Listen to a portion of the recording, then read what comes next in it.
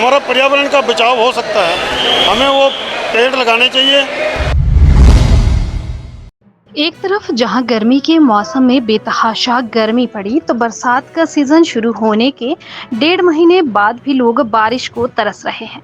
ऊना जिला मुख्यालय के समीपवर्ती अजनोली निवासी बालकृष्ण सैनी ने लोगों को जागरूक करने के लिए अनूठा तरीका अपनाया और सोमवार को अपनी पीठ पर एक पौधा लटकाकर नाक पर ऑक्सीजन मास्क पहन लिया। हाथ में पौधे लगाने का संदेश देती तख्ती उठाकर शहर भर का भ्रमण करते हुए लोगों को पर्यावरण संरक्षण का संदेश दिया। देखें सुनैना की ये रिपोर्ट।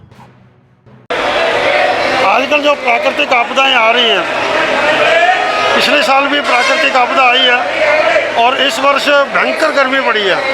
गर्मी का प्रकोप इतना था कि सब त्राही त्राही कर उठे और जैसे तैसे समय निकला, बरसात का मौसम आया, लेकिन बरसात जिससे राहत मिलनी चाहिए थी वो समस्या ऐसी खड़ी हुई कि बरसात शून्य हो गई और फसलें हमारी सूखने लग गई।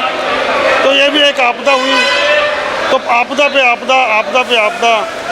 तो ये जो वैज्ञानिकों ने हमें चेतावनी दी थी उसको हमने गंभीरता से नहीं लिया और मैं एक ये भी संदेश देना चाहूँगा कि जो वैज्ञानिक हमारे चेतावनी देते हैं उसको हमें गंभीरता से लेना चाहिए। पिछले साल भी आपदा आई, भयंकर आपदा आई और उससे बहुत नुकसान हुआ और इस बार गर्मी का प्रकोप हुआ, बहुत भयंकर नुकसान हो रहा है।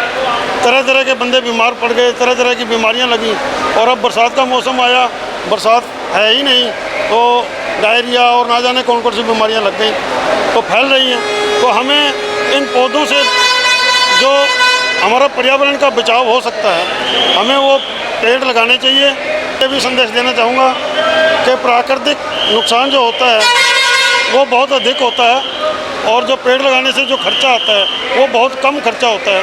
कम खर्चे में हमारा बहुत फ़ायदा हो सकता है, तो हमें पेड़ लगाने ही चाहिए।